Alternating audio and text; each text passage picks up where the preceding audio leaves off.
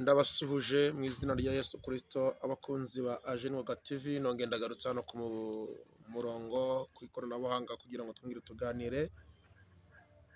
Imana yo mu ijuru nibaho umugisha, nari maze iminsi itari mikeya tutaganira, maze iminsi itari mikeya tutabonana, ariko Umwami Yesu arabishimye ko nongera kugaruka kuri televiziyo yacu duhuriyeho, dusangiraho ijambo ry'Imana, dusangiraho ubutumwa bwiza uko Umwami wacu Yesu Kristo yabuduhaye kugira ngo tubusangire tubugenderemo. Ni ukuri ndanezerewe ko nongeye kubona akanya nk'aka ngaka, ntabwo biba byoroshye, biba bigoranye, biba bikomeye, ariko kubw'Umwami Imana abyemeye ashimwe kandi akomeze guhabwa icyubahiro. Mbere ko tugira byinshi tuvugira imbere y'Imana rero, munyemerere manze nasenga Imana, manze twubaha Imana, tuzamura icyubahiro cy'Uwiteka mu isengesho, izina ry'Uwiteka rihabwa icyubahiro. Reka rero abo turi kumwe cyangwa se abo turi kubana dufata akanya ko guca bugufi umwanya mutoya, dushima Imana kubw'ibyo yadukoreye, izina ry'Uwiteka rihabwa icyubahiro. Dusenga Imana. Mana data wa twese uri mu ijuru, Imana ishobora byose, Imana yo kwizerwa, Imana y'ibyiringiro byacu, turagushimiye kandi turaguhimbaje ko watwongera iminsi yo kubaho. Tugeze uyu munsi wa none itariki ya 28 z'ukwezi kwa gatandatu, umwaka wa 2024, duhumeka umwuka w'abazima. Shimwa kandi ukomeze uhabwe icyubahiro. Kuba tugeze uyu munsi si ku bwacu, ibiduhiga n'ibiturwanya ni byinshi, ibitugobaho ibitero tuzi cyangwa tutazi ni byinshi, ariko kubera ko uri Imana uhora utubera ingabo idukingira amanywa ndetse na nijoro, tukaryama tugakanguka amahoro, tukirirwa tugenda, twaba turi gushaka ibitunga umubiri, twaba turi mu murimo wawe bukira amahoro. Ni ukuri ibyo byose nta ruhare tujya tubigiramo cyangwa imiryango yacu, ahubwo urukundo n'imbaraga zawe nizo zituma tubaho, nizo zituma tudashiraho. Nushimwe ukomeze uhabwe icyubahiro ku byo kudukorera. Tweretse iki kiganiro Mwami, iri jambo ryawe tugiye kuganira hano kuri Ajenwaga TV, sengeye buri wese uri buze kucyumva kugira ngo kizagira icyo kimuhinduraho, abagowe, abababaye, abaremerewe n'imitwaro itandukanye. Mwami ndagusabye kugira ngo uyu munsi babashe guhumurizwa n'ijambo ryawe. Duhamagaye imbaraga z'Imana kugira ngo zibane natwe muri cyo, kandi icyo twamaganye n'imbaraga z'abadayimoni, imbaraga za Satani. Ndakwinginze kugira ngo naba ari twe ahabwa iri jambo aze kuba ari wowe, izina ryawe rishimwe kandi rikomeze rihabwe icyubahiro. Urakoze kuri Imana iri buze kubana natwe kandi uri kudushyigikira muri byose. Ni mu izina rya Yesu Kristo watuwambaye ku musaraba w'i Nazareti i Golgotha, turakoze kubyumvise. Amen. Bakristo bavandimwe, ndongeye ndagarutse, ni Pastor Clement, ngarutse kuri Ajenwaga TV kugira ngo tuganire mu ijambo ry'Imana. Mu by'ukuri hari haciyemo iminsi itari mikeya, ariko itari na myinshi n'ubundi tutagira ahantu. Maze iminsi ndi kubabwira ko tugenda twinjira, iminsi bigenda ishira, ko tugenda twinjira mu bihe bigoranye, niko tugenda twinjira mu bihe bikomeye kandi bikakaye, ku buryo kubona umwanya cyangwa se kubona uburyo kugira ngo tuganire nk'uko byari bisanzwe biri kugorana. Ariyo mpamvu mbwira abantu cyangwa se ndi kubabwira kugira ngo niba ari ubwa mbere tubanye ukore sabone, kugira ngo igihe umwuka bari yaduhaye itangazo, igihe Imana yaduhaye ubutumwa, bijye bikugeraho ku mwanya wa mbere, kubera ko iyo wakanze kuri sabone cyangwa se kuri subscribe, ugakanda no kuri ka kazogera, ugakanda ku hantu handitse all cyangwa se A na L ebyiri, L ndende, iyo dushyizeho ijambo ry'Imana cyangwa se ikiganiro gihita kikugeraho nta zindi nzira tunyuzemo. Rero ndagira ngo mbashishikarize abo tubanye bwa mbere cyangwa se bari butubona ari ubwa mbere, uzakora ahantu kugira ngo amatangazo cyangwa se amakuru y'ijuru cyangwa se ubutumwa bwiza, igihe tubutambukije ujye umubona mu ba mbere. Imana ishimwe kandi Imana ihabwe icyubahiro. Rero mbanje kubiseguraho kubera ko nabonetse uko bikwiriye mu minsi yashize, cyangwa se muri iki cyumweru turi gusoza. Iki cyumweru ntekereza ko nabonetsemo umunsi umwe niba nibeshye, kandi niba nagombye kubonekamo nibura iminsi 3. Rero niko iminsi imeze, narabibateguje iminsi iri imbere. Turagenda twinjira mu bihe birushaho kugorana, yaba mu buryo bw'umwuka, yaba mu buryo bw'umubiri. Tugenda twinjira mu bihe bikomeye, tugenda twinjira ahantu muri ya nzira ifunganye Bibiliya itubwira, kandi iyo nzira ifunganye kuyinyuramo ntabwo byoroshye bavandimwe. Niyo mpamvu rero ngira ngo mbisegureho, kubera ko ndahari, mu buzima busanzwe ndahari, mu buryo bw'umwuka ndahari, n'uburyo bw'umubiri ndahari, uretse ko turi guhura na byinshi bidukamura, turi guhura na byinshi bitunaniza, turi guhura na byinshi bidusubiza inyuma, turi guhura na byinshi bituma tutaboneka mu buryo bukwiriye nk'uko byari bisanzwe.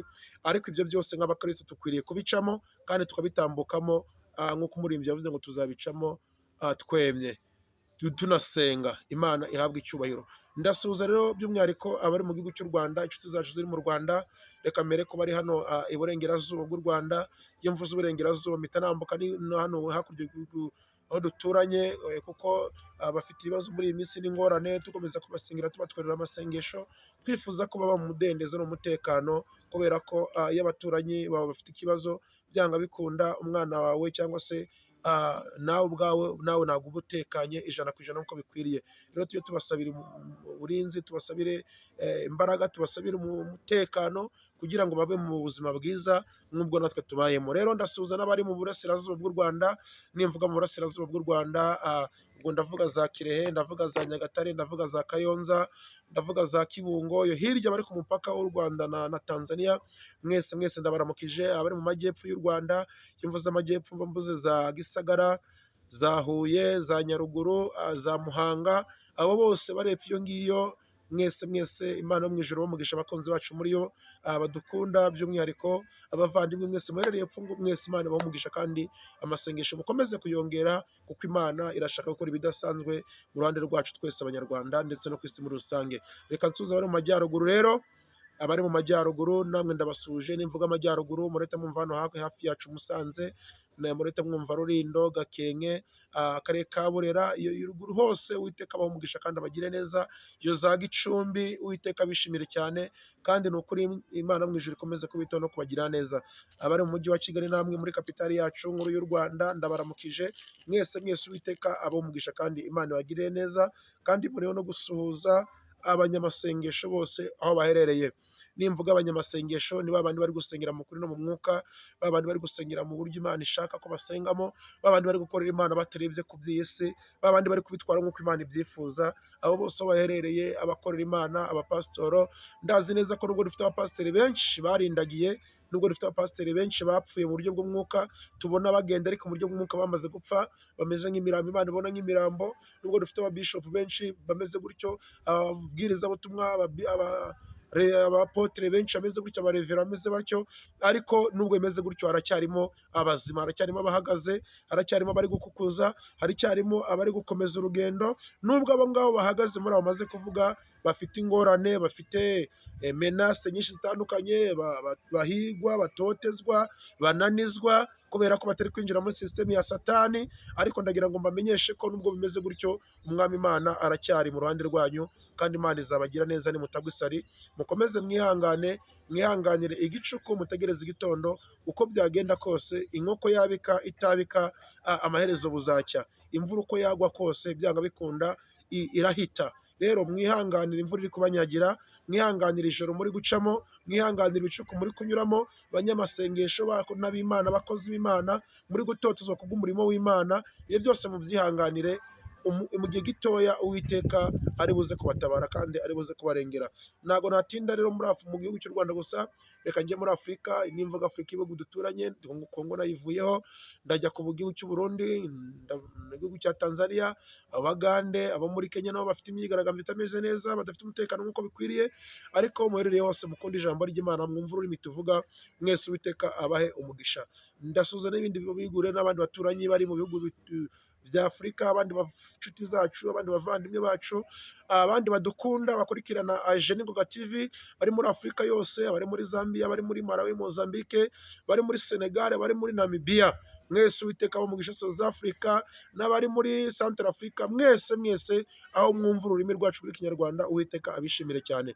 Ndaramutsa rero n'abari hirya ya Afurika, abari muri Aziya, abari muri Amerika, abari muri Australia, abari muri Canada, abari mu Bwongereza, abari muri Norvège, abari muri Suwede, mwese mwese Uwiteka abishimire cyane, kandi Imana ibahe amahoro ndetse n'imigisha.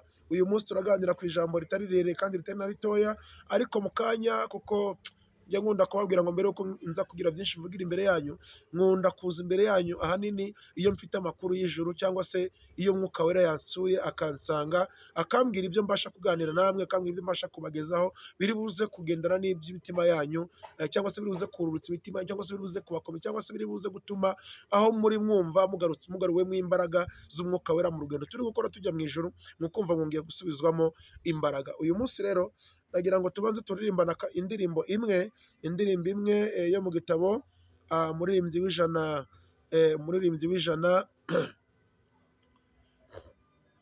ijana 79 mu ndirimbo zo gushimisha Imana.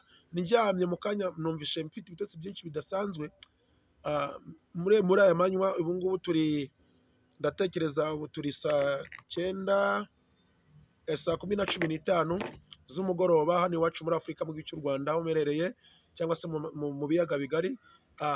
Rero mu kanya mu masaa 6 n'igice, saa 7, numvishe naniwe cyane mu mutwe, numva mbese ndaremerewe cyane, mpita numva mfite ibitotsi biteye ubwoba. Ndavuga ati rero nubwo mfite ikiganiro kamanze nirambike, manze numve ndebe ko mu mutwe wenda nakumva ntuje, wenda ndibuze kujya gukora ikiganiro nyuma yaho. Rero mba mfite umwanya wo gusenga, ndi gusengera ijambo ry'Imana, ndibuze kubwira abantu b'Imana. Ndyamye rero niho numvishe uyu muririmbyi, hari mu masaa 9 n'iminota nk'icumi, niho nahise nkanguka. Urumva naryamye isaha imwe yonyine, ariko uyu muririmbyi nakangutse numva umuntu ari kumundirimbira. Ndamushaka mu gitabo cy'indirimbo, ndavuga ngo uyu muririmbyi niwe turi buze gusangira uyu munsi, hanyuma tumve n'ijambo ry'Imana rijyanye n'uyu muririmbyi. Imana yo mu ijuru itugirire neza kandi twishimire. Reka tumufatanye rero umuririmbyi w'179, niba umuzi tumufatanye kumuririmba, kandi niba utanamuzi n'ubundi ntacyo bitwaye, utege amatwi wumve icyo uyu muririmbyi ashaka kuvugana natwe. Iyo urushye, iyo uremerewe, bibwire Yesu, bibwire Yesu. Iyo ukumbuye abakunzi bawe, byose ubimuganyire. Haleluya, bibwire Yesu, bibwire Yesu, ni we nshuti ihebuje, nta yindi wabona imeze nkawe, byose bimuganyire. Bibwire Yesu, bibwire Yesu, bibwire Yesu, ni we nshuti ihebuje,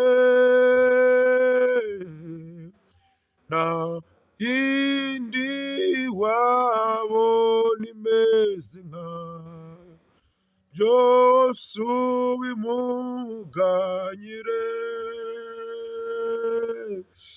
Ibyo byago ndetse n'amarira, bibwire Yesu, bibwire Yesu.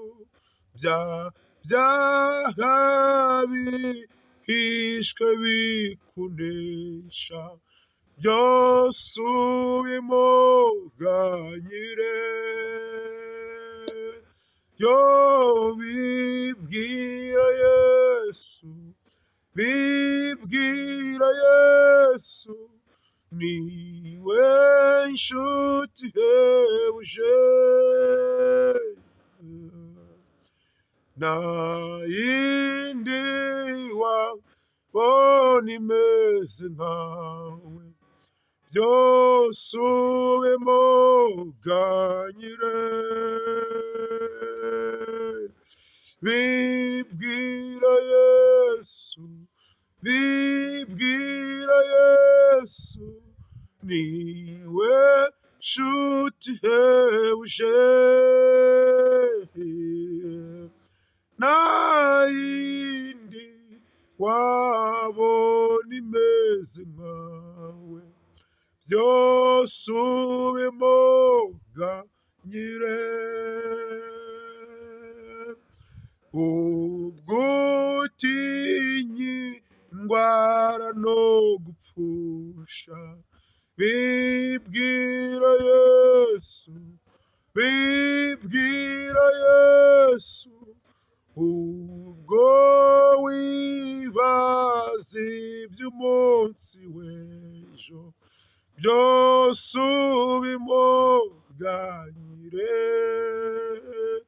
Haleluya, bibwire Yesu, bibwire Yesu, ni we nshuti ihebuje,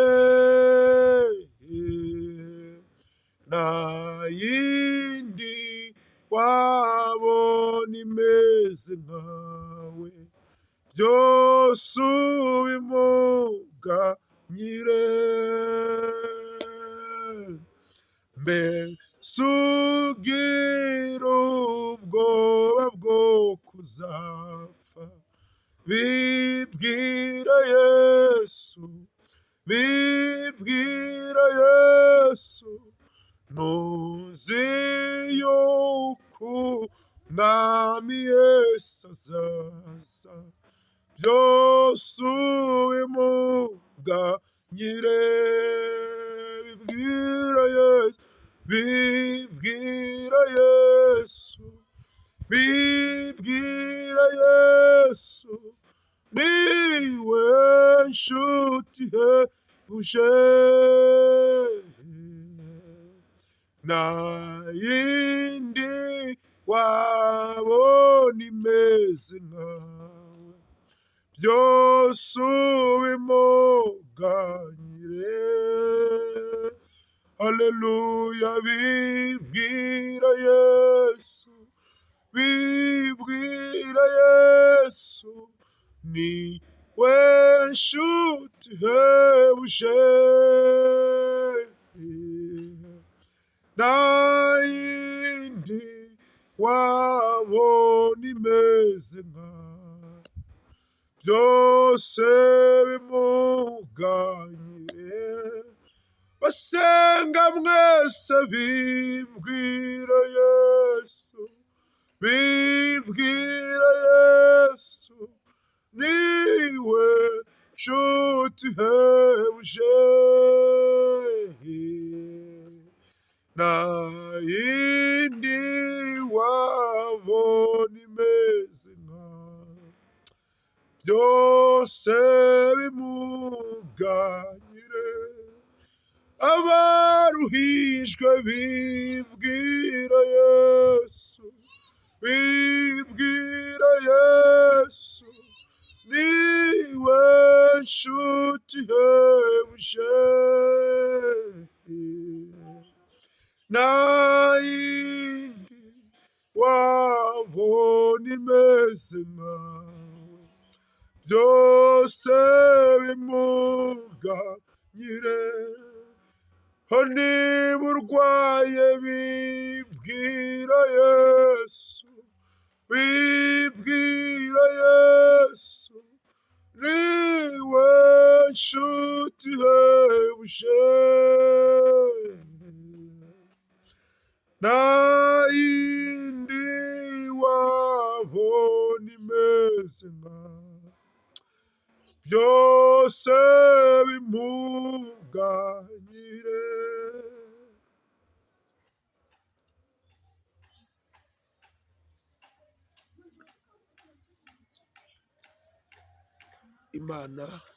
Imana yo mu ijuru ibahe umugisha, kandi Imana yo mu ijuru ibagire neza. Uyu muririmbyi yanjemo nk'uko nabibabwiye hafi mu masaha 9 mu isaha imwe n'igice itambutse, mwangutse nirambitseho gato, kubera ko numva muri njye nazi uko meze, numva muri njye nazi ibintu bindimo, numva muri njye nazi uko biri kugenda. Ndavuga kambetse ndyamyeho gakeya amenye icyabyo. Njye muri njye iyo numva nameze iriya quelque ça ne va pas, quelque chose qui ne va pas, nkafata umwanya wo kuryama, Imana ibyanga bikundira iransanga. Imana iransanga ikanganiriza, ikambwira byinshi kandi bitandukanye. Rero niyo mpamvu nagarutse aha ngaha kugira ngo tuganire, kuko nkunda kuza aha ngaha iyo mfite message iturutse ku Mana, atari ijambo natekereje cyangwa se nifatiye uko mbibonye, ahubwo akaba ari ijambo Imana yanosheho cyangwa se yambwiye kugira ngo mbwire abantu bayo. Imana ishimwe cyane. Uyu munsi tugiye kuganira ku ijambo ry'Imana, turasanga mu gitabo cya Matayo, ibice byaho ni 11 umurongo waho, ngira ngo niba nibeshye ni umurongo wa 25 niho turi buze guhera, ariko nyirizina umurongo ncagira ngo tuvugeho neza nyirizina ni umurongo wa 28. rero twese dusome turi kumwe, tujyane mu ijambo ry'Imana. Imana yo mu ijuru ibahe umugisha. Uyu muririmbyi rero arimo aratubwira ngo tutatwinjira mu ijambo ry'Imana, arimo aratubwira ngo iyo urushye kandi uremerewe, iyo ufite agahinda, iyo ufite umubabaro, iyo ufite ibibazo, iyo ufite amaganya, iyo ufite uburwayi urwaye, iyo ufite imitwaro ikuremereye, kenshi ntabwo tubona abo tuyibwira, n'abo twakagombye kuyibwira hari igihe baba badushyize iyo mitwaro, n'abo twakagombye gutakira ugasanga aribo batugeretse iyo mitwaro, n'abakagombye kuturengera twakagombye kugira ngo baturengere ugasanga nibo batugeretse iyo mitwaro. Ariko umuririmbyi wuzuye umwuka wera aravuga ngo niba urushye kandi ukaba uremerewe, ufate umwanya wo kubibwira Yesu. Yesu ni umugabo mwiza, Yesu ni inshuti nziza, Yesu ni umubyeyi wacu, Yesu ni Imana 100%. Rero iyo umubwiye ibibazo byawe ukamutakira, ukamuganyira, ukamubwira byose, ntago we ajya kumvira ubusa. Abantu bakumvira ubusa, abantu bagutega amatwi bakaguseka, bakagutega amatwi kugira ngo barimo barakumva, ariko bamara kugera hirya aho utari bamaze gutera umugongo, bakaguseka, bakakuvuga, bakagusebya, bakavuga ngo niwe wabyiteye, bakavuga byinshi bitandukanye. Ariko uyu mugabo wacu witwa Yesu Kristo, iyo umuganye ukamubwira agahinda, ukamubwira amaganya, we ntago ajya guseka, ntago ajya kumvira ubusa, ntago ajya kubunza ngo niba umubwiye amaganya n'agahinda abibwira abandi, abijyane ibunaka n'ibunaka. Niyo mpamvu uyu muririmbyi yavuze ngo wowe mukristo, wowe munyamasengesho, wowe ufite ibibazo, wowe ufite agahinda, wowe ufite amaganya, wowe uremerewe, wowe uri gutotezwa, wowe wabuze icyerekezo, bibwire Yesu. n'inama uyu munsi iri jambo ry'Imana ni icyerekezo Kristo yaduhaye kugira ngo tumenye uwo tubwira amaganya, tumenye uwo tumenekera imbere, tumenye uwo turirira, tumenye uwo dutakira, tumenye uwo tubwira ibyago n'amakuba n'ibibazo bitugose.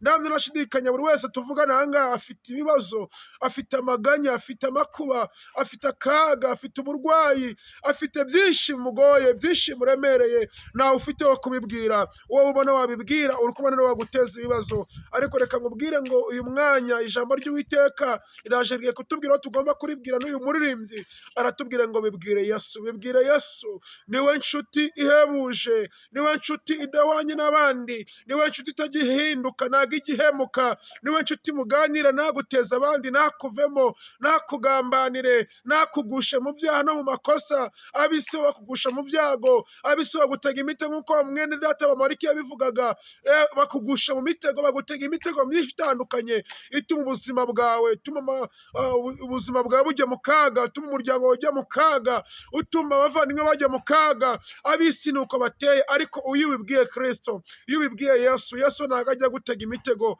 Yesu ntago akora ibigugusha mu kaga, Yesu ntago akora ibikujyana mu marira n'agahinda. Igihe cyose umwami Imana iyo ubimubwiye ajya gutabara kandi akakurengera, kubera ko ijambo ry'Imana atubwira ngo ubwo yababajwe ndetse akanageragezwa abasha gutabara ababazwa bose, abasha gutabara abageragezwa bose. Uyu munsi niba uri kubabazwa, uyu munsi niba uri kugeragezwa, ndagira ngo uhindure umutima wawe, ubyerekeze kuri Kristo, ubyerekeze ku Uwiteka, ubimubwire byose. Icyo mpamya nashidikanya, ntago gutaka kwawe, ijwi ryawe ntago ribuze kuba impfabusa imbere y'Imana. Rero bibwire Yesu. Yesu ni inshuti itagihinduka, Yesu ni inshuti utabona, ntago imeze nk'abandi. Byose ujye ubimuganyira. Igice cya kabiri, ngo ibyago ndetse n'amarira, ngo bibwire Yesu. Ibyo byago urimo, ayo marira ufite, uri kurara urira ibicuku bya nijoro, ntawe ufite yo kuguhoza, wakagombye kuguhoza no gutera ayo marira. Ariko ndagira ngo mubwire ngo komera, uhindure icyerekezo, uhindure isengesho, uhindure umutima wawe, ushyire kuri Kristo. Ibyo byago n'amarira byose bimubwire, ibyaha byose bishwe mu mitima wawe bikunesha, ibyo byose bimubwire. Icyo mpamya nashidikanya, byose niba umuganye, numara kubimuganyira, Uwiteka arashaka igisubizo kizima. Imana ishimwe cyane. Ubwo utinya indwara, ubwo utinya gupfusha, ngo bibwire Yesu, bibwire Yesu. Ubwo wibaza iby'umunsi w'ejo, iby'umunsi w'ejo bizaba gute, umunsi w'ejo bizagenda bite, ko mbona ibimenyetso bigaragaza ko ubuzima bwanjye buri mu kaga, ese umunsi w'ejo bizagenda bite? Reka mubwire ngo ibyo bikujyana kure. Kristo ni ufite ubuzima bwawe mu biganza, ubuzima bwawe mu biganza byiwe. Ntago umwana w'umuntu, turazi hari abana b'abantu batekereza, bakagambirira, bagapanga, bagapulaninga, bakavuga ngo uriya muntu byanga bikunda, igihe iki n'iki azaba atakiriho, igihe iki n'iki azaba atakiri kuri iyi si, igihe iki n'iki azaba atakiri mu maboko yiwe, atakigenga. Igihe iki n'iki azaba ari aho twe dushaka. Ariko reka ngutangarize ngo Uwiteka Imana Nyiringabo, ubuzima bwacu buri mu biganza bya Kristo. Ibyo watekereza gukora byose, ibyo wagambira gukora byose, ndamye nashidikanya ngo Uwiteka nazimanuka akaza akareba, agasanga ibyo tugambiriyeho bitaturiho, agasanga ibyo dutekerezaho bitaturiho, agasanga ibitagutega abana b'Imana bitakwiriye, Uwiteka azaturengera, Uwiteka azaturengera, Uwiteka azaturwanira, azatuneshereza. Abanyamasengesho muherereye mwese nimukomere, Kristo ari bugufi. Nubwo muri kunanizwa n'amasengesho yanyu, nubwo muri kuzira gukorera Imana, nubwo muri kuzira kwamamaza ubutumwa bwiza, nubwo muri kuzira amavuta Yesu yabahaye, nubwo muri kuzira agasura Yesu yabambitse, benshi bakabona ko bidakwiriye cyangwa bitakubereye, ariko reka nkubwire ngo ibitero nk'ibyo nubona byakwatatse, ujye ufata umwanya wo kubibwira Yesu. Ndagira ngo mbashishikarize gufata igihe cyo kubwira Yesu bibagoye. Izina ry'Uwiteka rishimwe kandi rihabwe icyubahiro. Niba ufite ubwoba bwo kuzapfa, ubibwire Yesu, ubibwire Yesu. Nuzi yuko umwami Yesu azaza, byose ubimuganyire. Yesu ari bugufi. Rero Imana ishimwe cyane. Reka twihute mu ijambo ry'Imana. Uyu murimbyi yanejeje cyane, n'uyu munsi ndi kumva ari kumfasha n'aka kanya turi kuvugana. Ariko reka tujye mu ijambo ry'Imana. Matayo ibice byaho 11 umurongo wawo 28, ariko duhere kuri 25 kugira ngo twumve icyo ijambo ry'Imana ritubwira neza. Umutwe w'amagambo uravuga ngo Yesu ahamagara abananiwe n'abaremerewe. Imana ishimwe cyane. Yesu ahamagara abananiwe n'abaremerewe. Matayo 25 kugeza kuri 28. Matayo igice cya 11 umurongo wa 25 kugeza kuri 28, 29, hafi aho ngaho 30.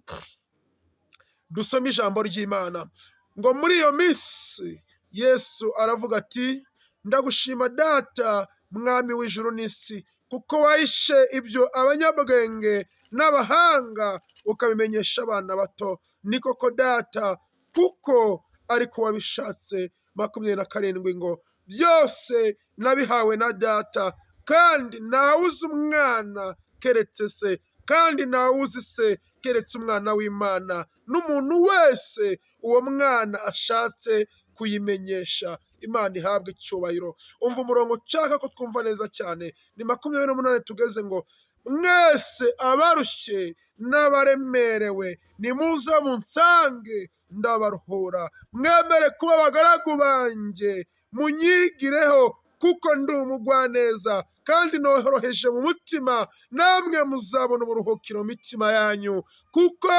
kunkorera kutaruhije, n'umutwaro wanjye utaremereye.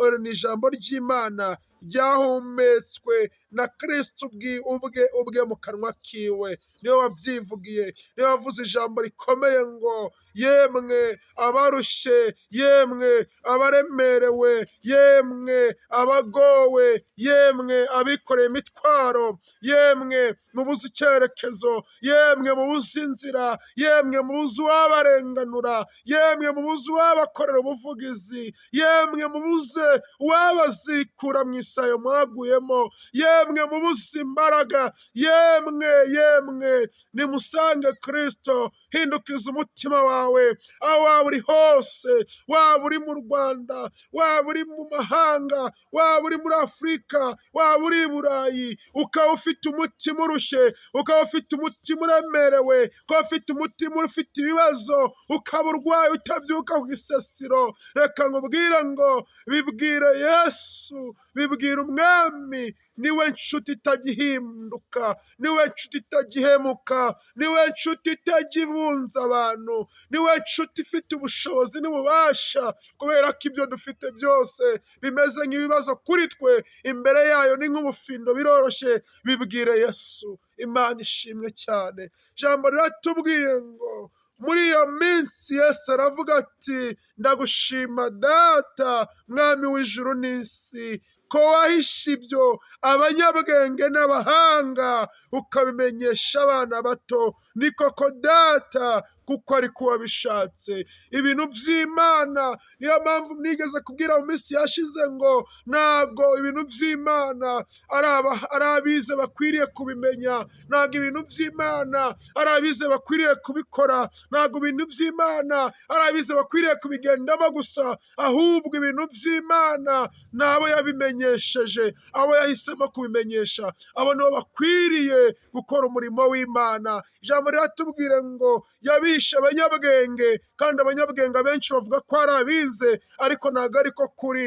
Yabishe abanyabwenge, yabihishe n'abahanga, ngo irangije ibisobanurira abana batoya abaciye bugufi. Ijambo ry'Imana riratubwira ngo ndetse ni koko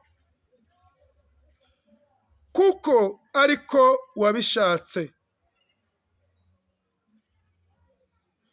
ni ko Uwiteka yabishatse. Iby'Imana bimenya ab'Imana. Imana yo mu ijuru ifite uko ikora ibintu byayo, ikarengera intore zayo ziyitakira ku manywa ndetse na nijoro. Urushye, uremerewe, nta wundi wo kubibwira uretse Kristo.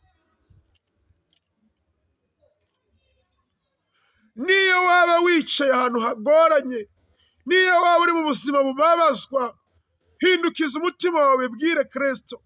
Stefano bamuteraga amabuye ababaye, ibuye ryamuguga ku gahanga, ndumva ataranezerwaga, cyangwa se ngo ndumva umubiri warababaraga, ariko umutima we yawerekeje kuri Kristo, yirengagiza ibiri kumukorerwa, yirengagiza ibiri kumubaho kubw'umurimo w'Imana wa Kristo. Bavandimwe, bamwicisha amabuye Stefano, arinda apfa ari mu iyerekwa, anezerewe, yishimye, yuzuye umunezero. Mureke uyu mubiri bawubabaze mu buryo bwose bashaka, mureke uyu mubiri bawukoreho ibyo bashaka, ariko umutima wawe n'ubugingo bwawe ubyerekeze kuri Kristo. Niwe nshuti itagihemuka, kandi umunsi ku munsi ubugingo buhoraho kubwo kubabarizwa umurimo w'Imana uzabuhabwa nutagwa isari. Ndagira ngo mbabwire bakristo, mwebwe munanijwe n'uburwayi, mwebwe munanijwe n'inzara, mwebwe munanijwe n'ibibazo, mwebwe munanijwe n'ingorane, mwebwe muri gutotezwa, mwebwe muri kurenganywa, mwebwe mufite agahinda n'umubabaro muterwa n'abakagombye kubarengera, reka mbabwire ngo ibyo byose mubizamure mushyire kuri Kristo Yesu, azabarengera. Ugutwi kwiwe kuracyumva. Nkunda kubabwirira ijambo, amaso yiwe aracyareba, umunwa wiwe uracyavuga, imbaraga ziwe ziracyakora. Kristo Yesu ni umwami, ibihe byose azabarengera. Ntago ndavuga byinshi uyu munsi. Iri jambo riri muri Matayo 11:25 kugeza kuri 30, ariko by'umwihariko usome kuri 28.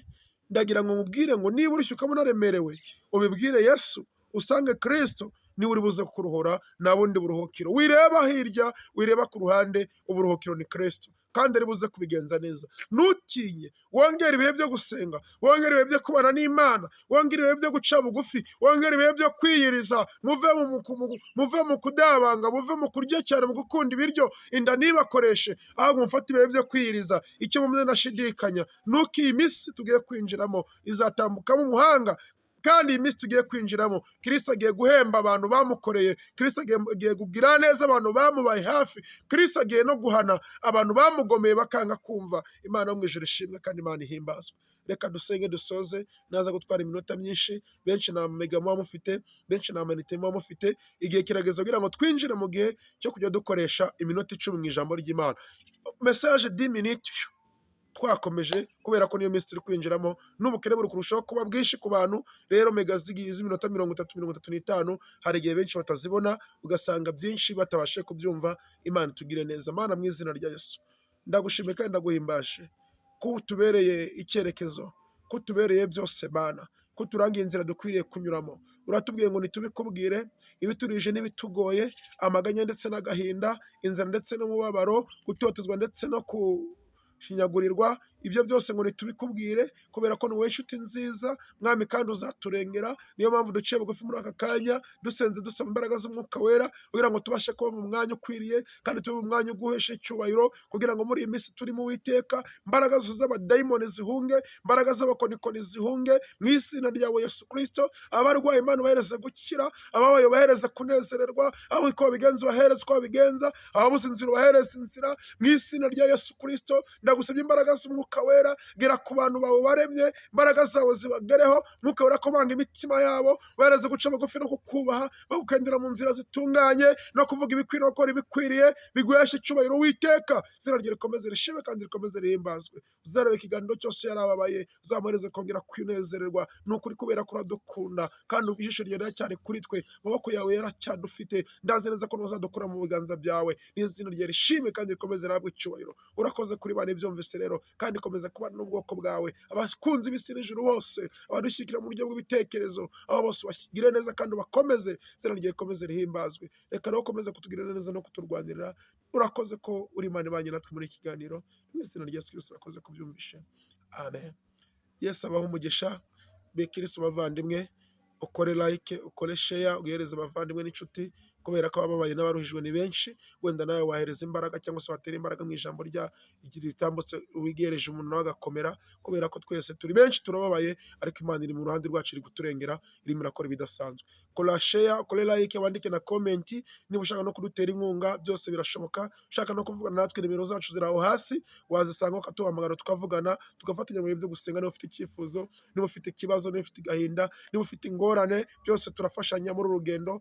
Ariko mumenye ko Kristo ari bugufi, mwitegure kandi mube maso. Nizere ko amatabaza yanyu arimwo amavuta, nimuzabe nk'aba bandi bicaranye amatabaza, amavuta ari nayo. Mwicarane amatabaza n'amavuta hafi aho, kubera ko muko ari bugufi, turi hafi kumusanganira. Umwami w'amahoro abahe umugisha. Murakoze cyane, turabakunda. Ciao ciao.